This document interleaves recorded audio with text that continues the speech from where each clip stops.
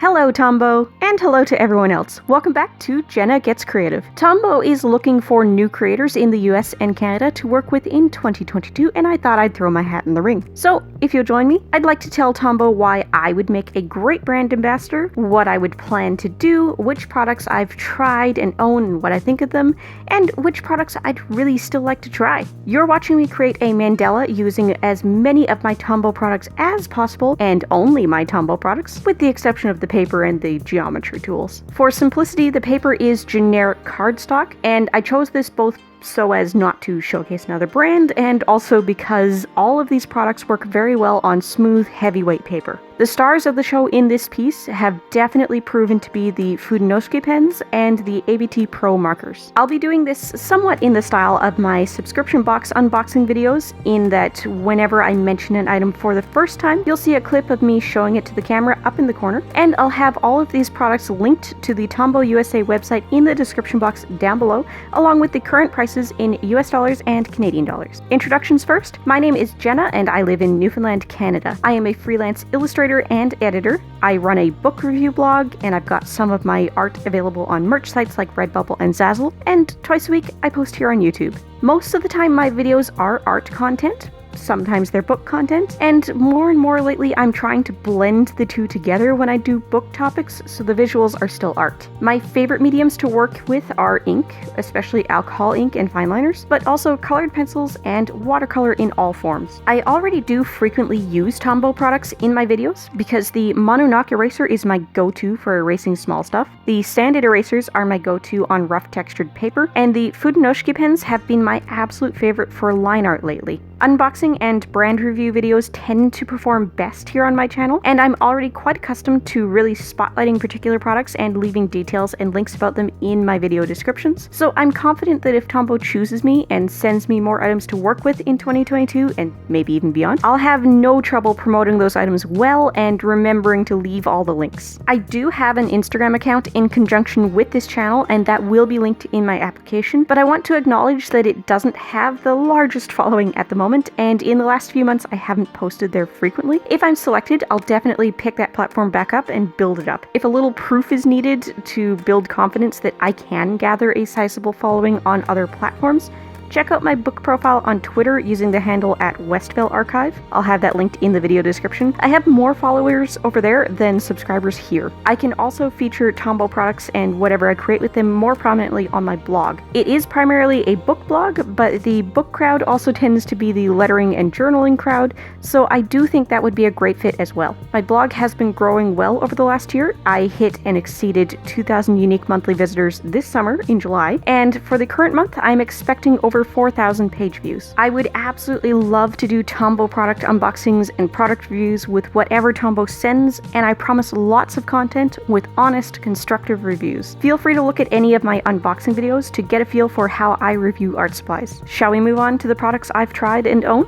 I started trying out different black ink Tombow pens back in 2018, and between what I've purchased for myself and what has come in subscription boxes, I have 4 black Fudenosuke pens, 1 mono drawing pen, 1 twin tip black and gray Fudenosuke pen, and the water-based dual brush ABT marker. The Fudenosukes are my favorite. What drew me to them is that they're similar to the Micron PN with that tapered plastic nib, so you can get a lot of variation in line width quite easily, but I love the fact that the Fudenosuke has both a soft and firm nib option. These things can replace a huge range of fine liner sizes if you want them to.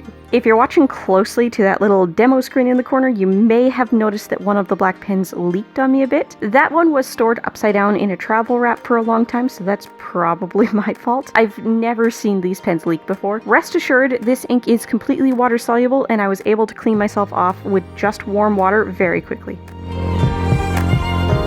The twin tip Fudenosuke is similar, and it's one of my go-to pens during Inktober because it's so convenient to have a gray ink in the same pen to switch over to. The rest of the year that pen lives in my travel case because, again, 2 inks in 1 pen, super convenient. The ABT marker is the same size as the ABT Pro alcohol markers, which shouldn't be a surprise based on the fact that they're both called ABT. These are actually marketed as Tombow dual brush pens, and they now have 120 colors. You can use them for inking and lettering, or you can use them as watercolor markers. Since I only have the black one, I just use it for inking, but I would love to get a set of colors and test them out as watercolors. These have a firm but flexible brush nib on one end and a bullet style marker nib on the other, and you've probably seen me using this pen to fill in large areas when I'm working only in black ink, like on my Zodiac Yin Yang designs. I got the mono drawing pen in an Art Snacks exclusive Tombow box last year, which I'll talk more about when we get to those ABT Pro markers, and mine is the 01 size. This is a typical Japanese style metal clad fineliner nib that produces a consistent 0.1mm line, and it is water-based pigment ink, so once it's dry, which happens very quickly, it's safe to use under alcohol ink. I would say these are just as good as any of your other favorite pigment liners like Copics Multiliner or Staedtler's Pigment Liner or Mitsubishi's Unipen. These are very nice fine liners, and I wouldn't mind having a full size range. I wish these would be offered in different ink colors because sometimes you don't want a harsh black line. It would be nice to get a light and dark gray and a sepia tone at the very least, but the Fudenosuke's rainbow range would be even better. Late last year, I decided to splurge and treat myself to the rainbow pack of Fudenosuke pens, and I have no regrets.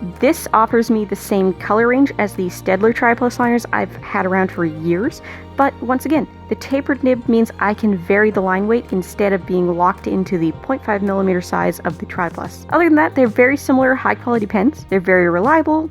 I haven't had one dry out on me yet. They don't mind having their caps off for a long time while I'm working, and they even stand up to rough use when my preschooler gets a hold of them. You'll notice me using them as watercolor markers at points in this video. I just scribble some ink down on a non-absorbent surface and pick it back up with a wet paintbrush. I'm using a ceramic plate, but in the past I've been known to use the plastic lids off of an old hot chocolate powder tin. I found it interesting that the orange Fudenosuke watered down to be almost exactly the same shade as my yellow-capped ABT Pro marker. It's shade P993, which the Tombow website says is actually chrome orange, so I guess that makes sense. You'll notice though that while the alcohol ink makes a fairly flat uniform color when layered up, the watered down Fudenosuke ink has a little more texture and character to it. I like the variety that it added to this piece, and I think it looks really interesting, but I expect the dual brush pens that are actually meant to be watercolors would maybe dissolve a little more evenly. In terms of pencils and erasers, I do have a mono drawing pencil in 2B from the same Art Snacks box, but I've had the opportunity to try the full lead range because my sister owns them. They're very nice pencils, good quality lead, easy to sharpen, nicely labeled in a way that's easy to read. Like most fine art pencils, they don't have a built-in eraser, and that's perfectly fine. I think anyone who does a lot of graphite work would be very happy with this set of pencils. I have yet to invest in a full set only because I have a lot of pencils in all the lids, so I don't need more.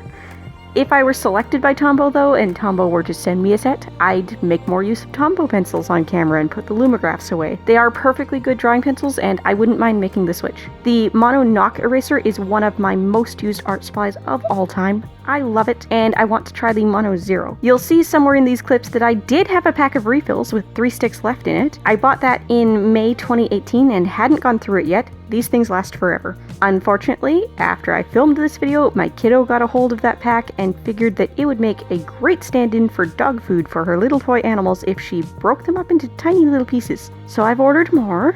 Besides that, I also have the black Mono Dust Catch eraser, which you'll notice me using a lot in this piece, and I have some of the Mono Sand erasers. The Mono Dust Catch eraser is the best dust-free eraser I've ever tried. Most rubber erasers break up into tiny little shavings as you use them, making a lot of eraser dust all over your work. Dust-free erasers are designed to peel away in larger strings of shed material, so instead of tons of little dust shavings, you just have a couple of bigger pieces to deal with. Sometimes with other brands, that ends up meaning that you've got an eraser that just crumbles to pieces and eats itself in a few uses. Not the Mono Dust Catch. This is the only one I've ever owned. I've had it for about 3 years, and there's still a lot of eraser left. It does a fantastic job of erasing graphite completely without damaging the paper. I would absolutely recommend them over similar dust-free erasers like Faber-Castell's black eraser. Now for the sanded eraser, mine are the 512A, which says for ink, but these also come in a colored pencil variety and a dual sanded and white rubber option. The ink eraser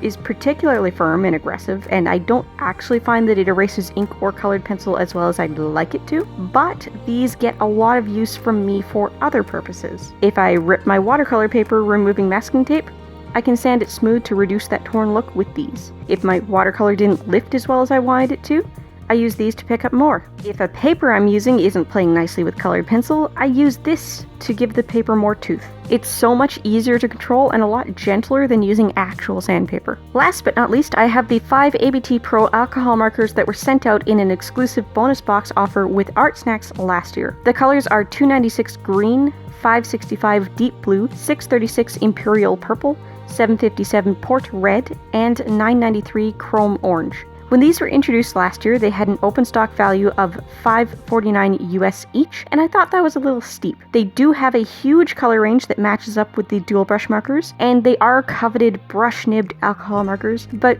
so far there's no way to refill these or replace the nibs, so it didn't make a lot of sense to me that they were priced on par with Copics. The price has decreased since then to $4.49 US each, a whole dollar cheaper, which is more reasonable. The dual brush pens are $3.19 US each at the moment, so most of that price is just the pen itself, and $1.30 per pen is the price difference for alcohol ink rather than the water-based ink in the dual brush markers. These are really nice brush pens with one of my favorite chisel nibs ever on the other end. You can get a whole lot of shapes and line variations out of both nib ends, and if you've watched me work with markers much, you may have noticed that I actually prefer the chisel end. I know, I'm weird, but I appreciate the different shapes given to us in these chisel nibs. In my unboxing video, when I got that exclusive bonus box, and in a couple of videos since when ABT markers have come up, you've probably heard me call them fancy or glorified Sharpies, because the ink is more similar to an office supply permanent marker than other fine art alcohol markers like Copic. I do stand by that. They're tricky to blend and they don't interact with Copics or my other alcohol marker brands in the way that I would expect alcohol markers to. In preparing for this video though, I pulled out the marketing materials that came in that box, and I noticed that they make no claims about blending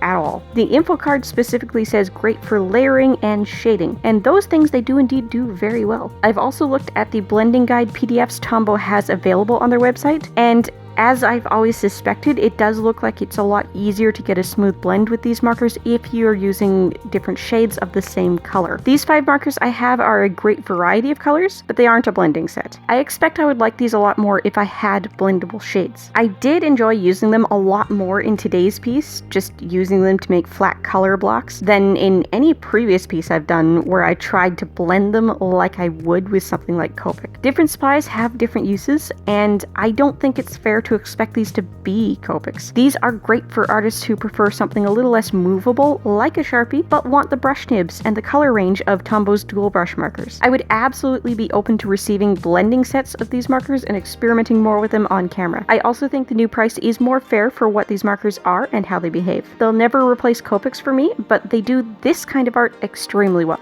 Before we go, let's talk colored pencils. My sister-in-law has a set of the 1500 series pencils, so I've had a chance to try those. They're very soft, creamy leads with brilliant colors, and they would be great for sketchbook usages and coloring books, but that line doesn't have a huge color range, and I don't think they're meant to be professional grade Lightfast pencils. They're definitely a high quality general colored pencil, and I think that kids and crafters who are serious about their pencils are the best customers for those. What I really want to try are the Erogetan pencils. I've heard that they're a harder lead and that they're a little more on the translucent side, so I think they would definitely have a use in my pencil collection alongside my bolder Moropeg Polychromos and the softer Prismacolors. So what do you guys think of this piece? Thank you, Tombow, for your consideration. I would love to work with you next year if I'm selected, and even if I'm not, you've got a loyal customer for life. I don't see myself ever giving up the Fudenosuke pens or any of your erasers anytime soon, and there are still so many more Tombow products that I haven't tried yet. If you guys are looking for more to watch, I've got some suggestions up on the left side of the screen now.